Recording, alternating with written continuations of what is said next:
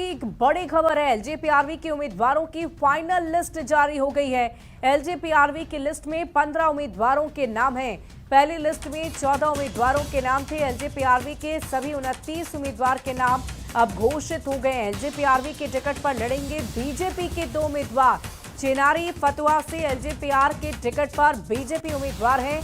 List में 6 महिलाओं को जगह दी गई है। चिराग की पार्टी से सबसे ज्यादा 5 राजपूतों को टिकट दिया गया है। बड़ी खबर आपको बता रहे हैं। देखिए, चिराग पासवान की पार्टी एलजेपीआरवी से जुड़ी हुई बड़ी जानकारी आ रही है। पहली लिस्ट में 14 नाम थे। सभी 29 उम्मीदवारों के नाम अब घोषित कर दिए गए। तो चिनारी फतुहा से बीजेपी के उम्मीदवार लड़ेंगे। देखिए, 29 उम्मीदवार के नाम घोषित किए जा चुके हैं। लिस्ट में 6 महिलाओं को जगह दी गई है।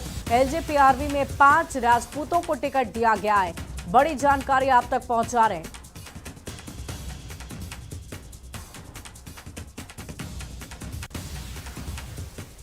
और देखिए, चिराग की पार्टी ने अपनी सभी 29 सीटों पर उम्मीदवारों के नाम का ऐलान कर दिया है और इसमें जातीय समीकरण साधने की बखूबी कोशिश की गई है। आइए जानते हैं कि किस जाति के कितने उम्मीदवार हैं और उनके प्रतिशत क्या है। तो चलिए, राजपूत जाति की अगर हम बात करें तो इसके 5 उम्मीदवार 29 नामों में से है, यानी 17.24% उम्मीदवार राजपूत जाति के हैं।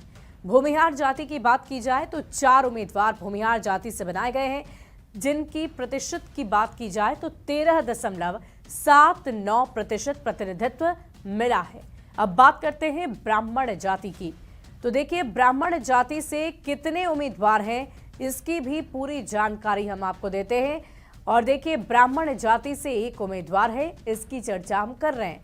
तो राजपूत जाति के 5 उम्मीदवार, जिनकी जो प्रतिशत है वोटों की वो 17 है, और 4 भूमिहार जाति के लोग हैं जिनका वोट प्रतिशत 13.79 है।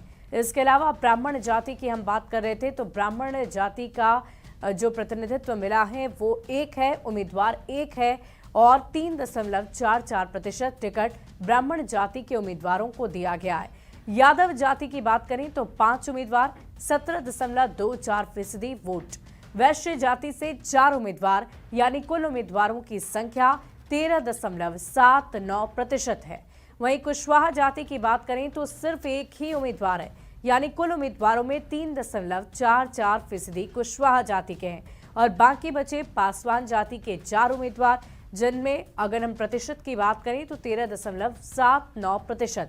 रविदास की बात करें, इस जाति के 1 ही उम्मीदवार हैं, 3.44%। पासी जाति की बात कर लें तो 1 उम्मीदवार, प्रतिशत 3.44। धोबी जाति की बात करें तो 1 उम्मीदवार, प्रतिशत 3.44।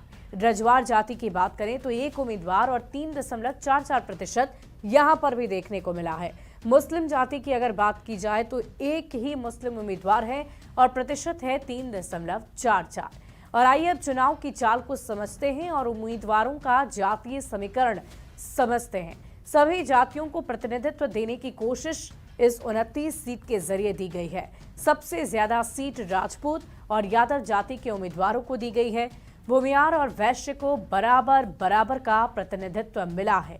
तो कुल मिलाकर आप समझ सकते हैं कि जातीय समीकरण के साथ साथ हर तरीके से इस लिस्ट को परफेक्ट बनाने की कोशिश की गई है, ताकि उम्मीदवारों के चयन में किसी तरह की कोई गलती ना हो, इसका खास ख्याल रखा गया है। बढ़ते आगे, एनडीए में सीट बंटवारे के साथ साथ उम्मीदवारों के नाम का ऐलान करीबन हो चुका है। गुरुवार तक एनडीए के सभी दलों ने अपने अपने उम्मीदवारों को टिकट भी बांट दिए। सीएम नीतीश ने टिकट बंटवारे में किस समीकरण का खास ख्याल रखा, आइए वो भी जान लेते हैं।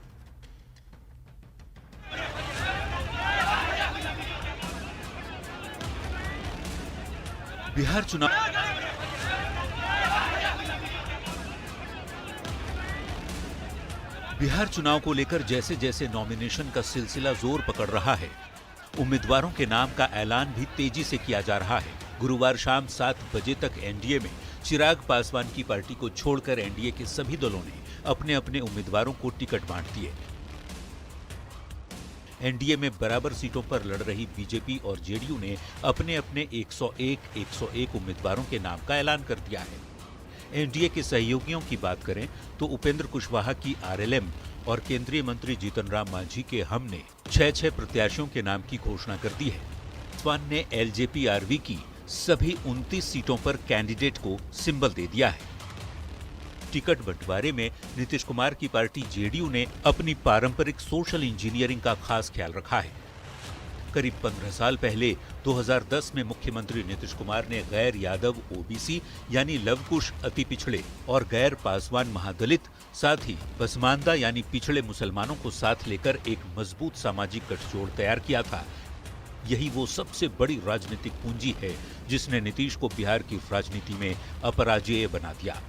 सीटों के चयन में भी नीतीश अपनी उसी सोशल इंजीनियरिंग को ध्यान में रखते हैं जो उनके राजनीतिक अस्तित्व की सबसे बड़ी पहचान बन चुकी है।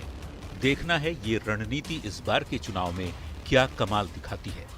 Bureau report, news 18। और देखिए, बिहार में चुनाव हो और जातियों की बात ना हो, ऐसा हो कैसे सकता है। ऐसे में सबसे पहले समझना ये जरूरी है कि नीतीश कुमार की पार्टी ने जो सीटों का बंटवारा किया है उसमें किस जाति के कितने उम्मीदवार हैं और कुल उम्मीदवारों में उनका प्रतिशत कितना है। तो चलिए एक एक कर आपको बताते हैं। भूमिहार 9 उम्मीदवार बनाए गए हैं। भूमिहार जाति से उम्मीदवार के प्रतिशत की बात की जाए तो 8.91%। राजपूत 10 बनाए गए हैं उम्मीदवार, 9.90%। अब ब्राह्मण जाति की बात करें तो 2 उम्मीदवार बनाए गए जिनका प्रतिशत है 1.98। कायस्थ जाति से 1 उम्मीदवार बनाए गए जिनका प्रतिशत है 0.99। कुशवाहा जाति की अब बात करते हैं जिसके लिए जेडीयू जानी जाती है। 13 उम्मीदवार हैं, 12.87%।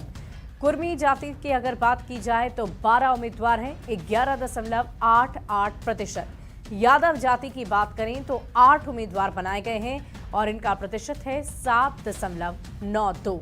धानुक जाति की बात करें तो 8 उम्मीदवार और इनका प्रतिशत है 7.92। अब मल्लाह जाति की बात कर लेते हैं। 3 उम्मीदवार बनाए गए हैं और इनका प्रतिशत है 297। गंगौता जाति की बात करें तो 2 उम्मीदवार बनाए गए हैं और इनका प्रतिशत है 1.98। कामत जाति की बात की जाए तो 2 उम्मीदवार बनाए गए हैं, इनका प्रतिशत है 1.98। चंद्रवंशी जाति की बात करें तो 2 उम्मीदवार बनाए गए हैं, 1.98 इनका भी प्रतिशत है। वहीं तेली जाति की बात की जाए तो 2 उम्मीदवार हैं, 1.98%। कलवार जाति की बात करें तो 2 उम्मीदवार हैं, 1.98%। कानू जाति की बात करें तो 1, धोबी की 1 और दोनों का प्रतिशत है 0.99। अब मूसहर यानी कि मांझी जाति की बात कर लेते हैं। 5 उम्मीदवार बनाए गए हैं, 4.95% इनका प्रतिशत है। रविदास जाति की बात कर लें तो 5 उम्मीदवार बनाए गए और इनका प्रतिशत है 4.95। पासी जाति की बात करें तो 2 उम्मीदवार हैं और इनका वोट प्रतिशत है 1.98। पासवान जाति की बात करें तो 0.99% इनका प्रतिशत बताया जा रहा है।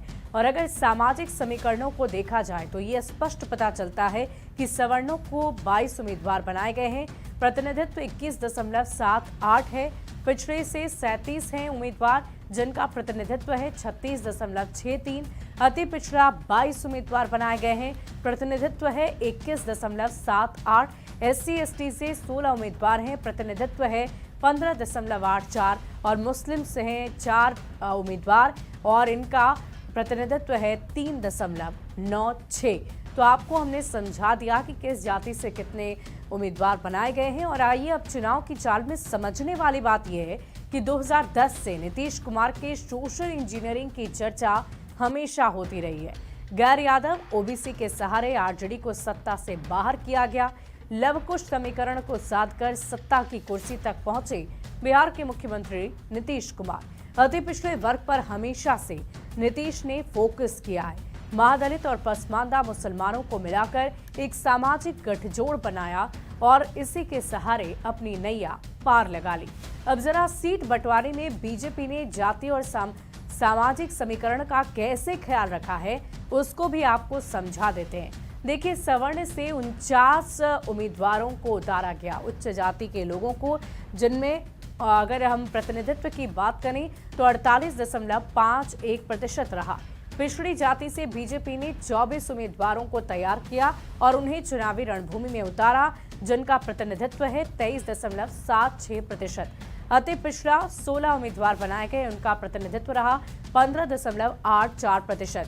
SC/ST से 12 उम्मीदवार बनाए गए और इनका प्रतिनिधित्व रहा 11.88%।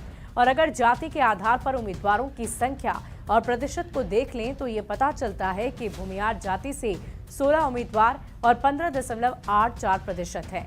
राजपूत से 21 और 20.79% है। ब्राह्मण से 11 और 10.89% और कायस्थ से 1 यानी कि 0.99%। और आइए अब यादव जाति की बात कर लेते हैं। यादव जाति से 6 उम्मीदवारों का चयन हुआ, 5.94%। कुशवाहा जाति से 5 उम्मीदवारों का चयन हुआ, इनका प्रतिनिधित्व है 4.95। कुर्मी जाति से 2 और इनका प्रतिनिधित्व है 1.98। वैश्य जाति से 15, 14.85। पासवान जाति से 7, 6.93। रविदास जाति से 3 और इनका प्रतिनिधित्व रहा है 2.97% का। मूसहर जाति की बात करें तो 1 उम्मीदवार और इनका प्रतिनिधित्व रहा 0.99%।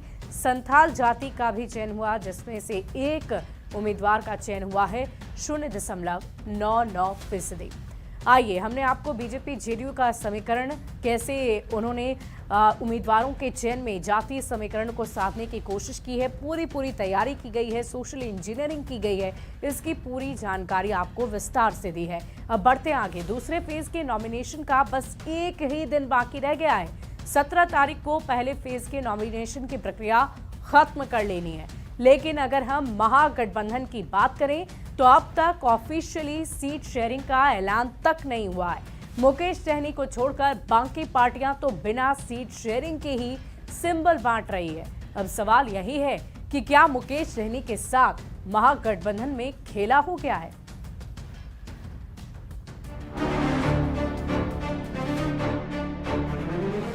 कोई कंफ्यूजन नहीं होता। कई बार जरूर होता है कि सबको अपनी अपनी बात रखने का लिए समय चाहिए होता है, तो चर्चा में समय लगता है, बस उतना ही समय लग रहा है जितना चर्चा में लगता है। एक तरफ एनडीए में सीटों के बंटवारे के साथ साथ सभी सीटों पर उम्मीदवारों के नाम का ऐलान हो गया है, तो दूसरी ओर महागठबंधन में चेहरा तो छोड़ दीजिए, सीट शेयरिंग की गांठ भी अब तक नहीं सुलझ पाई है। पिछला बार के तरह इस बार भी खंजर न भोंक दे। कौन? तेजस्वी यादव। सबसे खराब स्थिति तो वीआईपी के मुकेश सहनी की है, जो सीटों पर सहमति के इंतजार में बैठे हुए हैं और सहयोगी आरजेडी, कांग्रेस और लेफ्ट की पार्टियां धड़ाधड़ सिंबल बांट रही हैं। महागठबंधन में प्रत्याशियों को लगातार सिंबल दिए जाने के बाद वीआईपी के कार्यकर्ताओं का धैर्य अब टूटता जा रहा है। सबका नॉमिनेशन हो गया, यहाँ पर हम लोग इंतजार कर रहे हैं, 8-10 दिन से यहाँ बैठे हुए हैं। रोज आज सोच रहे हैं कि क्लियर होगा, कल क्लियर होगा। गुरुवार को एक नहीं बल्कि 3-3, 4-4 बार होटल मौर्या में प्रेस कॉन्फ्रेंस को टाला गया। कभी इस बात की चर्चा चली कि राहुल गांधी ने मुकेश सहनी से बात की है, तो कभी ये खबर आई कि आरजेडी ने 12 से 14 सीटों की पेशकश की है। इससे नाराज वीआईपी के कार्यकर्ताओं ने तेजस्वी यादव और कांग्रेस पर मुकेश सहनी को धोखा देने का आरोप लगाते हुए चुनाव में सबक सिखाने की चेतावनी दी है। अब की बार या तो नैया पार होगा न तो नैया डुबा देंगे। नैया डुबा देंगे? एकदम डुबा देंगे। किसकी नैया डुबा देंगे? महागठबंधन के नैया डुबा देंगे, अगर नहीं हम लोग के सम्मानजनक सीट और डिप्टी सीएम घोषणा किया तो। पहले फेज के नॉमिनेशन में अब महज 1 दिन का समय बाकी है, लेकिन अब तक सीटों पर महागठबंधन के अंदर का झगड़ा सुलझ ही नहीं पाया है। ऐसे में सवाल है कि क्या सीटों को लेकर कंफ्यूज्ड महागठबंधन के दल एकजुट एनडीए का मुकाबला चुनाव में कर पाएंगे? न्यूज़ 18 के लिए पटना से संजय कुमार और रजनीश कुमार के साथ ब्यूरो रिपोर्ट। और देखिए, महागठबंधन में सीट शेयरिंग का पेच समझने से पहले ये आपके लिए जानना जरूरी है कि अब तक किस पार्टी ने कितने उम्मीदवारों को सिंबल का वितरण किया है, सिंबल बांटे हैं। तो समझिए, गुरुवार की शाम तक आरजेडी ने 45 उम्मीदवारों को सिंबल दे दिया था। कांग्रेस ने 23 उम्मीदवार को सिंबल बांटा, जबकि लेफ्ट पार्टियों ने लगभग 24 उम्मीदवारों के नाम का ऐलान कर दिया है। एकमात्र और सिर्फ मुकेश सहनी की पार्टी वीआईपी यानी कि विकासशील इंसान पार्टी, जिसने अब तक किसी भी उम्मीदवार को सिंबल बांटा ही नहीं है। अब चुनाव की चाल को समझिए। महागठबंधन में सीट शेयरिंग का ऐलान क्यों नहीं? गठबंधन के दलों में आपसी सामंजस्य की कमी है। ये एक दूसरे को समझने में कहीं ना कहीं जरूर कमी कर रहे हैं। आरजेडी सबसे ज्यादा सीटों पर लड़ना चाहता है। कांग्रेस अब खुद को मजबूत समझ रही है और कांग्रेस को आरजेडी की बैसाखी नहीं चाहिए। आपने पहले भी देखा होगा कि लगातार कांग्रेस के तमाम दिग्गज नेताओं का बिहार में आना और इस बात पर राजी नहीं होना कि तेजस्वी यादव मुख्यमंत्री का चेहरा होंगे और साथ ही साथ वोटर अधिकार यात्रा करना, ये सब कुछ दर्शाता है कि कांग्रेस अब बी टीम नहीं बल्कि मजबूती के साथ ए टीम बनकर लीड करना चाह रही है। 2020 के करीब सीट चाहती है कांग्रेस। लेफ्ट पार्टियों की बेहतर स्ट्राइक रेट और ज्यादा सीट पर दावा। मुकेश सहनी को डिप्टी सीएम का पद चाहिए। बार बार उन्होंने इस बात को दोहराया है और बाकी सहयोगी सहनी की मांग से अब तक सहमत ही नहीं है। अब सवाल है कि गठबंधन की तैयारी में जिसका पलड़ा भारी, महागठबंधन में अनबन, कब तक डील डन? ये सवाल हम इसलिए कर रहे हैं क्योंकि महागठबंधन में ये कंफ्यूजन आखिर कैसे मुकाबला करेगा एनडीए का, जहां सब कुछ ठीक है, सब कुछ अच्छा चल रहा है। पार्टियों की तरफ से फॉर्मूला भी बना लिया गया, सीटों को लेकर चर्चा भी कर ली गई, उम्मीदवारों को सिंबल भी बांट दिया गया है। बढ़ते आगे, सूरज भान के आरजेडी ज्वाइन करने और उनकी पत्नी वीणा देवी को मोकामा से आरजेडी के टिकट पर नॉमिनेशन के बाद ये साफ हो गया है कि मोकामा की सियासी लड़ाई दो बाहुबली तक पहुंच गई है। अनंत सिंह वर्सेस सूरज भान के बीच ये लड़ाई होने जा रही है।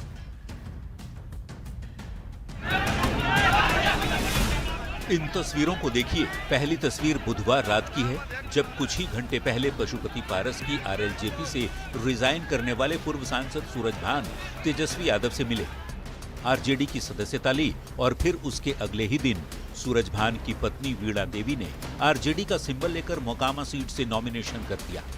ऐसे में मोकामा की लड़ाई बेहद दिलचस्प हो गई है और इस तस्वीर के सामने आने के बाद ये साफ हो गया कि मोकामा में कहने को तो कागज पर मुख्य मुकाबला जेडीयू के अनंत सिंह और आरजेडी उम्मीदवार वीणा देवी के बीच ही होने जा रहा है, लेकिन जमीन पर असली लड़ाई भूमिहार जाति के दो बाहुबलियों के बीच होगी और ये बाहुबली हैं छोटे सरकार के नाम से चर्चित अनंत सिंह और सूरजभान सिंह के बीच।